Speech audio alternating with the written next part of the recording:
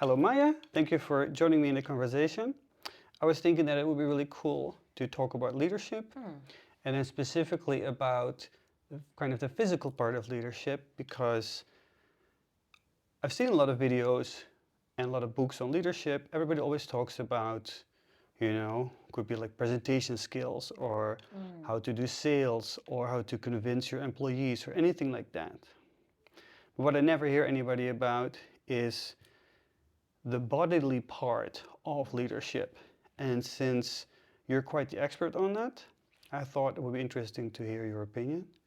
You, of course, have experience with like TRE. What else would you say you have Experience in? Yeah. I would say that in different like mind-body methods, all in all. So what has drawn my interest is all in all nervous system. Right, exactly. So that's kind of the thing. Or it wasn't nervous system that I started to look into. It was this unknown, Right, something that exactly. happened to myself Right. during my own burnout, and then I found the nervous system and figured out that okay, it's not only what kind of guides how our whole system works, but it's also a thing that influences on how we can operate together as Right. human beings. Do you feel or think that physicality is important when it comes to leadership? Absolutely. I think that it's kind of, as you said, it's mostly lacking from the conversation. Not only like physicality, not like the body is not the thing. Like okay, you can train the body and you can look like a freaking fit leader, but that's mainly not the case. But like understanding maybe how our bodies like they just like blabber all the time. They discuss about things that we have no clue about.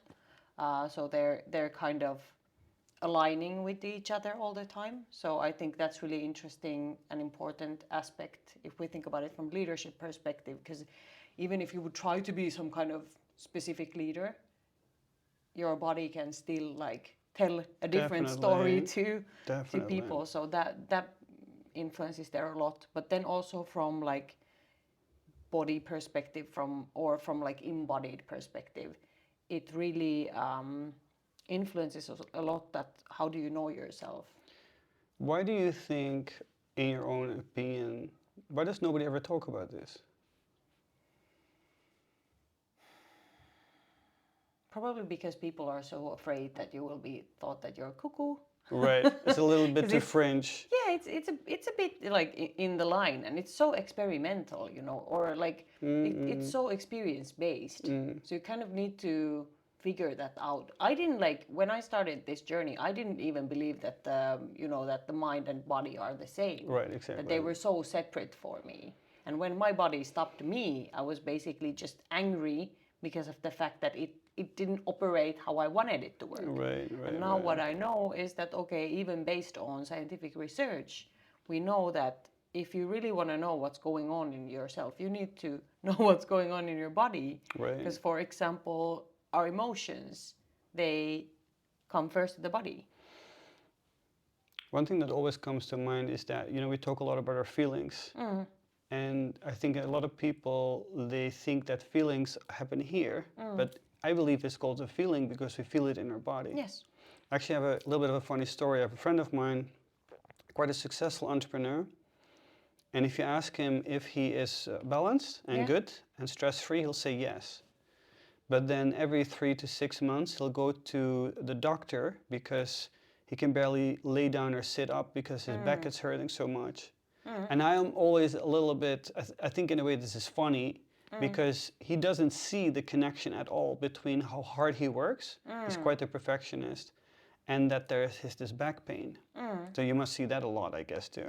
Yeah. Right. Yeah, absolutely. I do see that a lot. And then it can be also surprising for people that if there's back pain and if we find something that might help with that. So I guess with like solving the pain or not solving the pain, but even like easing the pain can already bring up, for example, some emotions. And then you're kind of like, okay, what's here? Right. Because the body or the tension is always usually a sign that there's something is stuck or... Right. What comes to my mind immediately, I don't know if this is true. Yeah. This is completely an assumption, but I imagine leaders being in leadership positions, having the sensation of having to carry the weight of the world on their shoulder, and especially if they are already, let's say, stressed or work is too much. Yep. Then I can imagine a person coming in and going like, "Hey, let's work on your body," and maybe some feelings will pop up that they would be like, "No." What do you think about that? Yeah, I think that maybe they had the similar kind of approach that I used to have. Like, okay, then it's like, then the feelings part, it's like extra. Like, I don't want to cope with that stuff because it's like additional noise. Because I just need to concentrate on doing the tasks. So I guess like all in all, what's the main case is kind of that we have been trying to just avoid our humanity and just to keep on doing the things that we should be doing instead of actually listening to us. And then what I've experienced and what I've also seen with a lot of other people is that actually when you start to feel your body, you're like the way how you can use all your strengths, it totally changes. Because then the wisdom comes from some different part. It's not this kind of, fuzzying around, but it comes from a different place. So is there like an intelligence to it? Like intelligence to what? Does not. Oh wait, it's a good question. I'm confusing myself here. So most leaders, again, in a assumption, I think that a lot of people they try and think their way out of everything, and they're trying to use logic, right? And what I hear from you, the way that you're describing it, is that by listening to the body and the connection between mind and body, actually answers or approaches to problems will maybe come to you. Yeah, and there's also like logical reasoning to that. Because when your whole system is like balanced and when you're in calm state, then basically all your strengths are in use because all the parts of your brain are operating. Maybe your nervous system is not just focusing on scanning the threats, but it's more like trying to figure out solutions. So then there's like space for creativity, space for solutions, space for connection. Right. So then it's not just about survival. Okay, so let's say that I'm a leader of a company, some way or form. I'm a manager, I'm C-suite, anything like that. And let's say it's a company of 100 people. Yeah. I've tried some things, it's not working. I want to try something different. You come on my path. Where would you start even? I would maybe start with a conversation with the person. Of course, my background is also in solution-focused coaching, so I'd maybe start with discussing with the person. Most likely I could, okay, this might be an assumption for me to think about a leader, but they might have some challenges with recovering or with their work-life balance.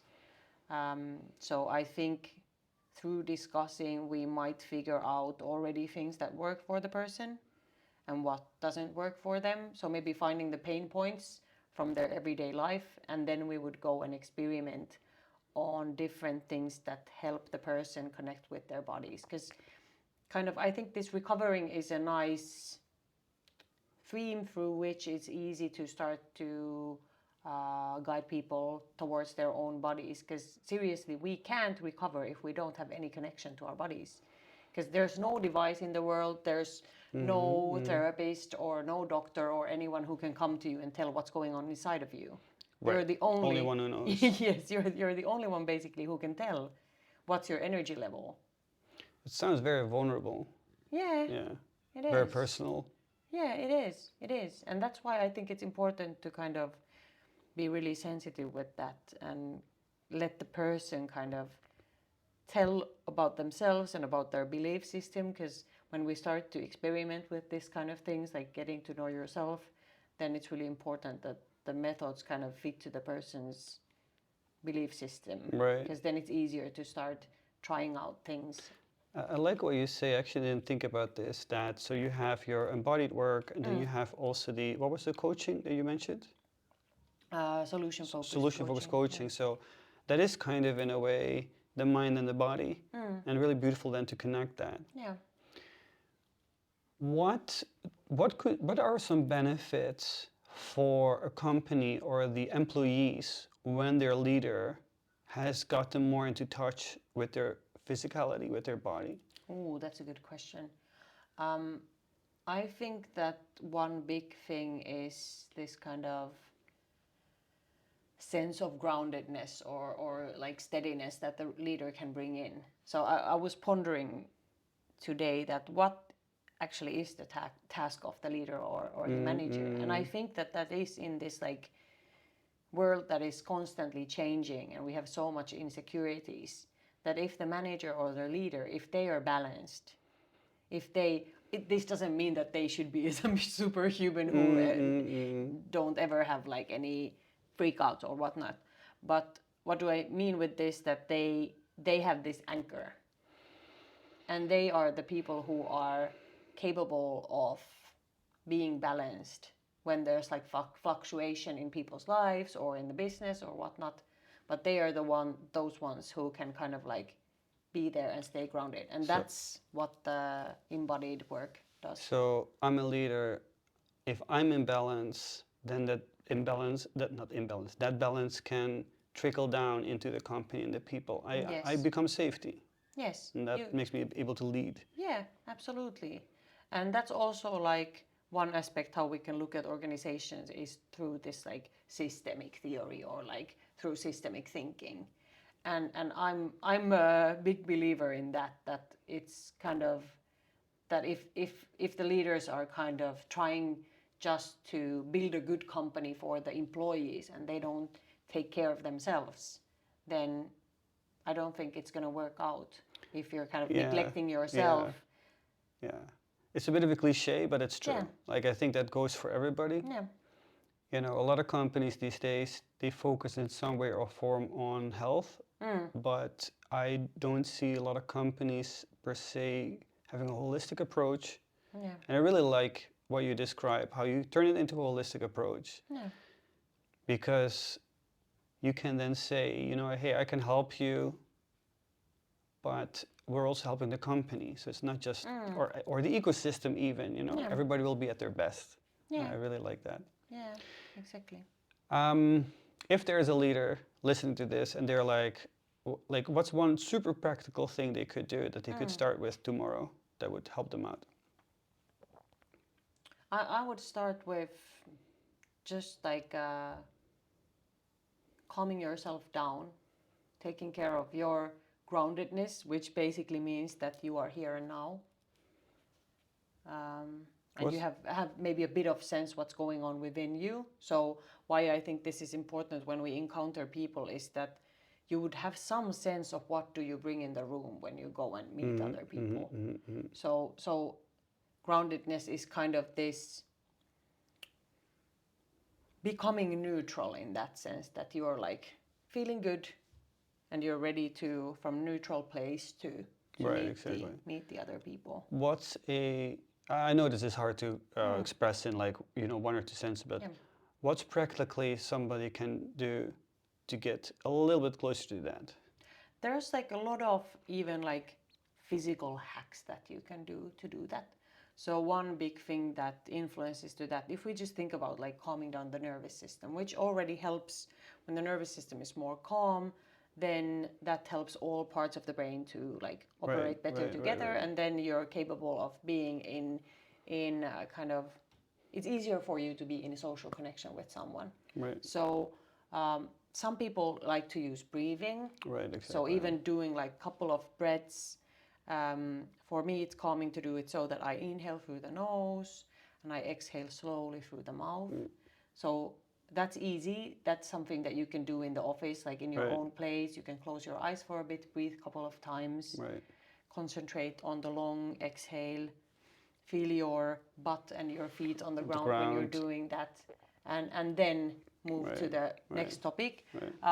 This is also a movement, let's see if I can do it with the mic, that is really helpful in balancing, at least for my body. Maybe you can try it with me. Yeah. But put your left hand to your armpit. Then you can check the sweatiness of yourself as well. And then grab yourself from the side, and then just relax your arms and hold yourself. Close your eyes for a bit. And just notice like how supported you are.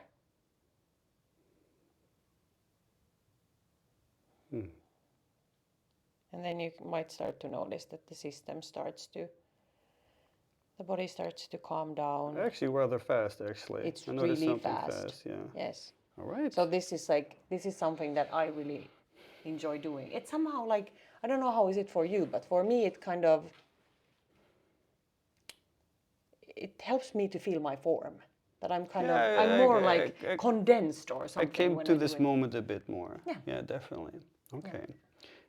If there's any leader, they've seen this video and they're curious and they want to speak to you, where can they find you? I guess the easiest place is to just find me on LinkedIn.